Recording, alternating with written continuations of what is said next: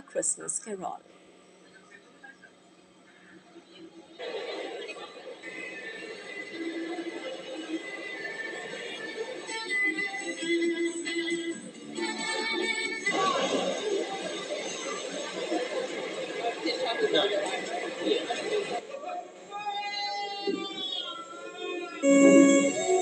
Why are they so little?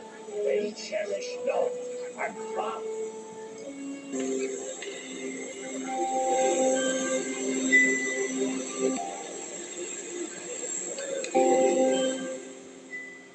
Well, India's public broadcaster Prasar Bharati has recently launched Waves, entering the field of OTT platform. Waves provides a complete infotainment ecosystem to digital media and OTT audiences. If you also want great content for free, then download Waves today.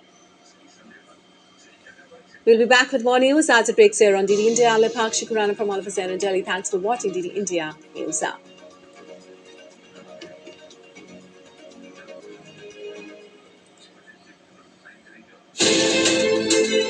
We are going to be talking about India's pivotal comprehensive strategic partnership with a key country in the Indo-Pacific, Australia. I think Australia has really benefited from India's shift towards multi-alignment. I think India and Australia have a really strong ability to try and keep trade free and democratic values flowing in the Indian Ocean. I think that our Indigenous culture in Australia, which is super important to recognise, has a lot of ties to Indian culture and philosophy. Some of my best friends in Australia are Indian, and they have shown me the best side of humanity, I think.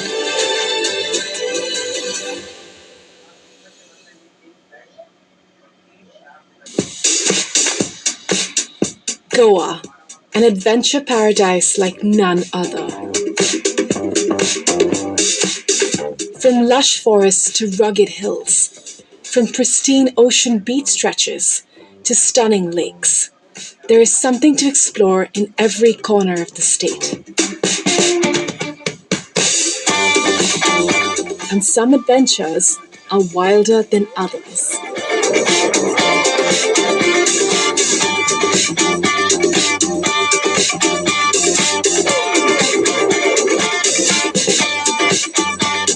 This is incredible.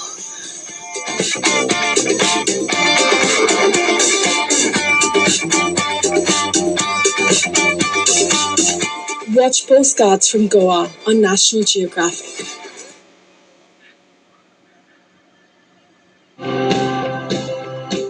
Nature could easily survive without us. We, however, couldn't really survive without it. But with these environmental problems, how do we make sure to secure our future? Let's find out. So you just have to bring the sand from one place where it's not needed to the other place where it's needed. So that's called sand bypassing, sand nourishment. So that's the heart of the project. Remediating the wetland will mean that the life of the wetland comes back to it. And if that happens, there will be money in every household inside that depends on the river. It doesn't matter whether a farmer is educated, uneducated, skilled or not. This is a user-friendly app. A single touch is all it takes to operate and control the system. Anyone can use the app.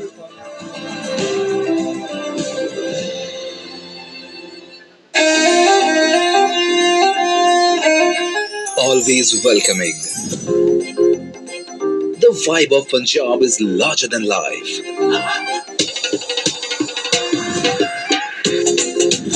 Warm up to grandeur that's beyond compare.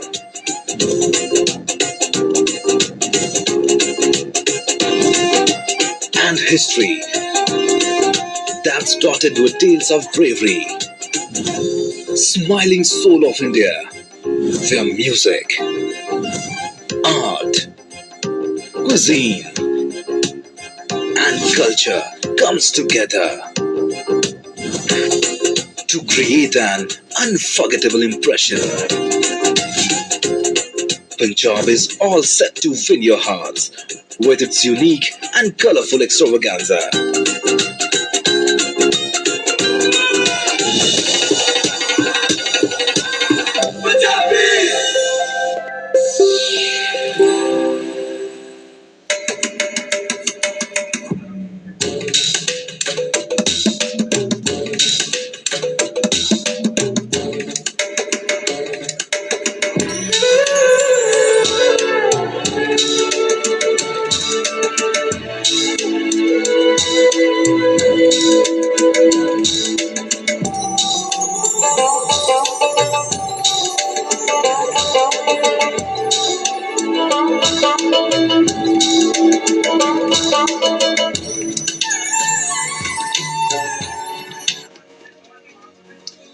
Live from New Delhi, you're watching DD India Live, India's voice to the world. I'm Amin Viracharya, coming up in the next 30 minutes.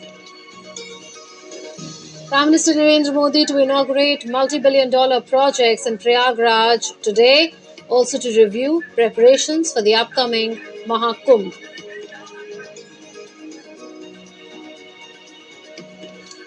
Grateful Nation remembers the martyrs on the 23rd anniversary of the terrorist attack on Parliament of India. China accuses Philippines of provoking trouble in South China Sea.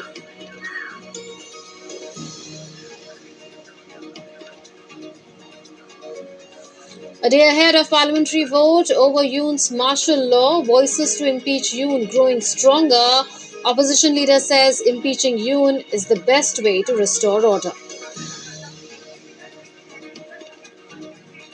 India hockey team thrashes Thailand in Muscat, reaches semi-finals of Women's Junior Asia Cup.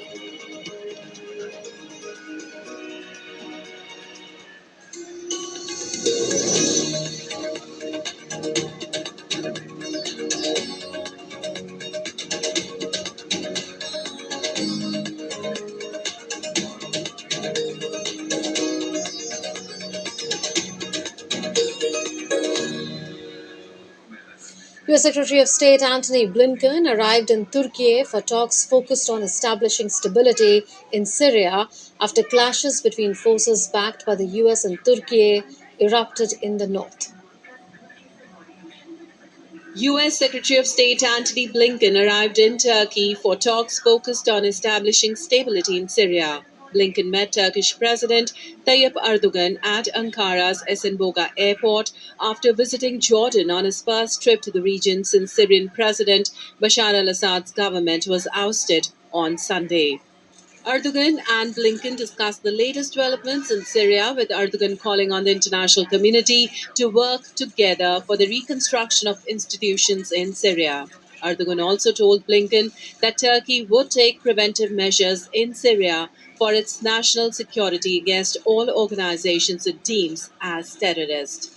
The G7 leaders will meet virtually on Friday to discuss the momentous changes underway in Syria, where the interim government has vowed to institute the rule of law after years of abuses under ousted President Bashar al Assad. Leaders of the Group of Seven Democratic Powers said they were ready to support the transition to an inclusive and non sectarian government in Syria. They called for the protection of human rights, including those of women and minorities, while emphasizing the importance of holding the Assad regime accountable for its crimes. The country's constitution and parliament would be suspended during a 3-month transition period. After the fall of Assad's government, Syrians flocked to the infamous prisons where the Assad regime is estimated to have held tens of thousands of detainees. Meanwhile, Blinken said that the United States is working to bring home an American citizen, Travis Timmerman, who was freed from prison earlier in the week. The Syrian leadership said it was ready to cooperate with Washington to look for U.S. citizens disappeared under Assad, including on an ongoing search for U.S. journalist Austin Tice, who was abducted in 2012. In terms of American citizen who was found just today, I can't give you any details on exactly what's going to happen, except to say that we're working to bring him home, to bring him out of Syria, and to bring him home. But for privacy reasons, I can't share any more detail than that at this point. Jordan also announced it will host a Syria crisis summit on Saturday that will include foreign ministers from numerous Western and Arab nations as well as Turkey. Bureau Report, DD India. Russia has established direct contact with the political committee of Syria's Islamist rebel group Hayat Tahrir al-Sham. Russian Deputy Foreign Minister Mikhail Bogdanov said on Thursday. Bogdanov said Russia hoped to maintain its two bases in Syria, a naval base in Tartus and the Khmeimim air base near the port city of Latakia, to keep up efforts against international terrorism. The Russian diplomat added that Moscow has established contacts with the political committee of Syria's Hayat Tahrir al-Sham or HTS group and discussed issues ensuring the security of the Russian diplomatic mission and citizens in the country. Russia hoped the group would fulfill its pledges to guard against all excesses maintain order, and ensure the safety of diplomats and other foreigners, he added. With a view to establish order in newly liberated Syria, Jordan is going to organize a Syria Crisis Summit over the weekend. The summit will have participation of foreign ministers from numerous Western and Arab nations, including Jordan, Saudi Arabia, Iraq, Lebanon, Egypt, the United Arab Emirates, Bahrain, Qatar, Turkey, USA, and the EU's foreign policy chief and the UN envoy for Syria. Jordan's foreign ministry announced on Thursday that the summit will take place on Saturday in Amman. The Saturday summit will discuss developments in Syria in the perspective of various groups fighting against each other to take control of certain areas after Syria's President Bashar al Assad fled the country by almost surrendering to the rebels supported by both USA and Turkey. Voices to impeach South Korean President Yoon Suk Yeol are going stronger ahead of a parliamentary vote over Yoon's martial law, as the opposition leader Lee Jae-myung said the best way to restore order in the country is to impeach President Yoon. Yoon's decision to impose military rule on the 3rd of December, even if rescinded within 6 hours, seems to have triggered a major crisis in South Korea. Lee called Yoon's remarks a declaration of war against the people and added that impeachment is the fastest and the most effective way to end the confusion. Yoon vowed to fight till the end, blaming the opposition party for paralyzing the government. He also claimed that a North Korean hack into the election commission made his party's crushing defeat in an April parliamentary election questionable. Yoon survived the first attempt to impeach him last Saturday when most of his ruling People Power Party boycotted the vote. Shifting focus to Taiwan China tension, Taiwan on Friday said that in the past 24 hours, it had detected 12 Chinese military aircraft operating around the island. According to the Defense Ministry, the naval vessels, along with 34 Chinese aircraft, were spotted near Taiwan in the last 24 hours. Beijing has been holding its biggest maritime drills in years, from near the southern islands of Japan to the South China Sea. Taiwan authorities said this week. Around 90 Chinese warships and Coast Guard vessels have been involved in the exercises that include simulating attacks on foreign ships and practicing blockading sea routes. Meanwhile, China's defense ministry on Friday broke its silence about days of military activities around Taiwan, saying it was up to China to decide whether or not to hold drills and the military would not be absent in fighting against separatist forces. It is the sacred duty of the People's Liberation Army to safeguard the sovereignty and territorial integrity of the state, to safeguard the fundamental interest of the Chinese people, and to safeguard the common interest of compatriots on both sides of Taiwan Strait. Just as water retains no constant shape, so in warfare there are no constant conditions. Whether or not to hold exercises and when to hold them is a matter for us to decide on our own according to our own needs and the situation of the struggle.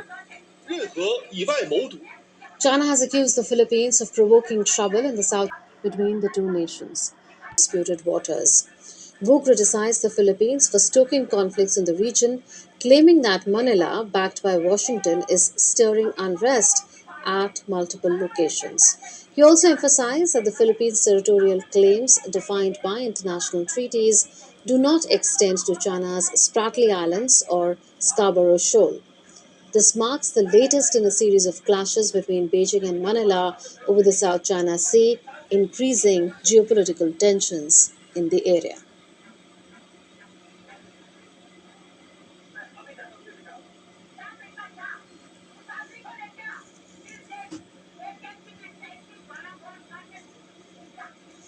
And now we go live discussion on the glorious journey of 75 years of the Indian Constitution is taking place in the lower house of Parliament.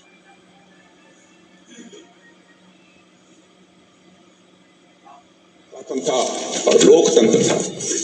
अध्यक्ष महोदय, मैं अपनी बात को आगे बढ़ाने से पहले संविधान को अंगीकार करने के 75 वर्ष पूरे होने के उपलक्ष्य में इस सदन और समस्त देशवासियों को हार्दिक बधाई देता हूं।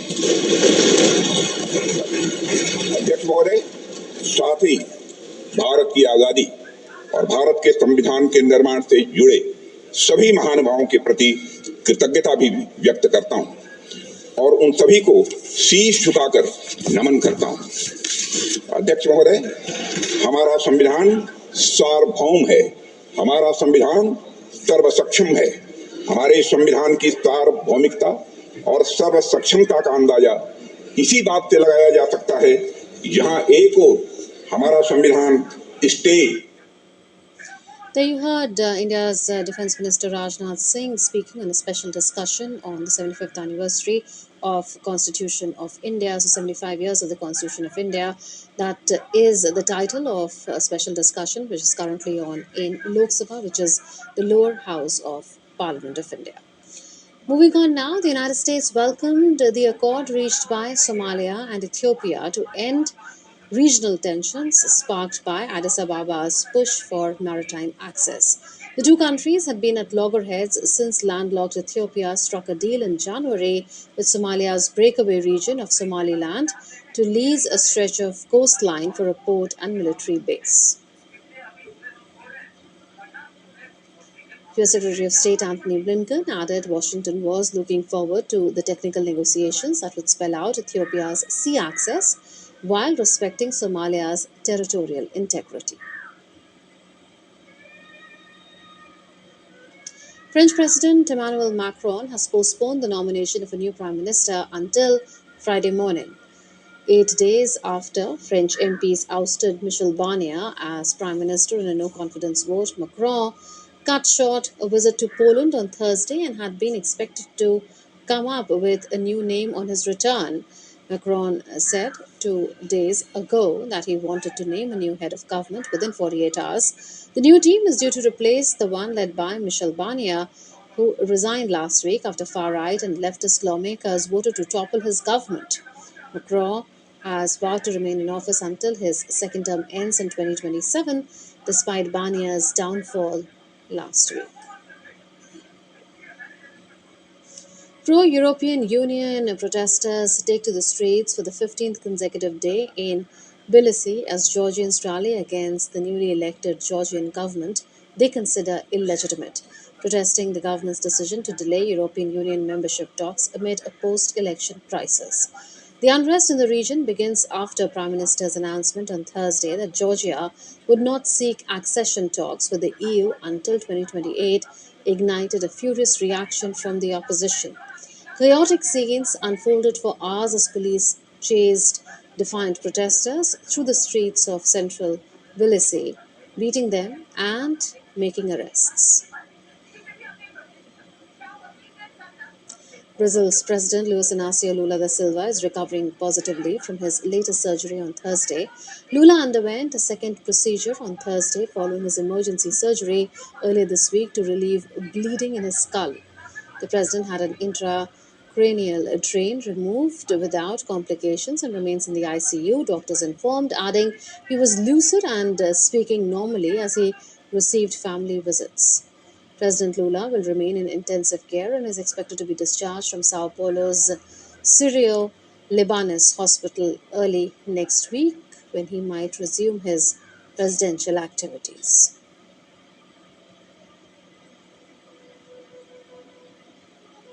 Still to come on this edition of DD India Live. India's Ministry of Defence signs a contract with Hindustan Aeronautics Limited to procure 12 Su-30 MKI fighter jets. Hardik Pandya ranks as India's most searched sportsperson and ranked 7th amongst the most searched sportspersons worldwide. And we'll show you how Australia's Sydney is sparkling in the Christmas season.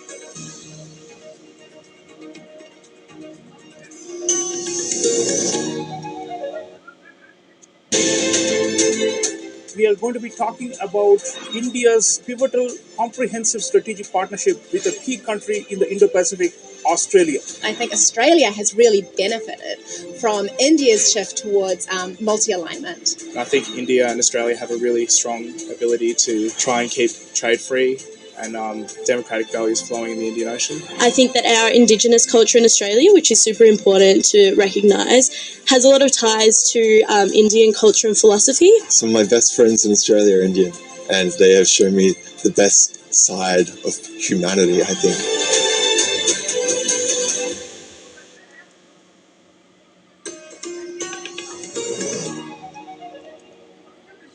Welcome back. You're watching Lead India Live with me, Minu Bhattacharya. India remains concerned at the evolving situation in West Asia, and attacks against commercial vessels in and around the Red Sea threaten freedom of navigation and impact our trade. That's what the government said in Parliament on Thursday. Minister of State for External Affairs Kirti Vardhan Singh, in a written response to a query, also said the government has raised the issue with the countries in the region, and the Indian missions are closely monitoring the situation to mitigate its impact. The minister, Kirti Vardhan Singh, was asked about the details of special measures that are being taken by the government to safeguard India's energy security.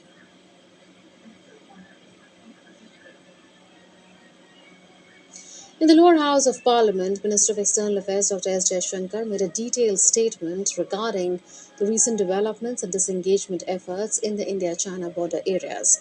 In a statement, he highlighted that the final disengagement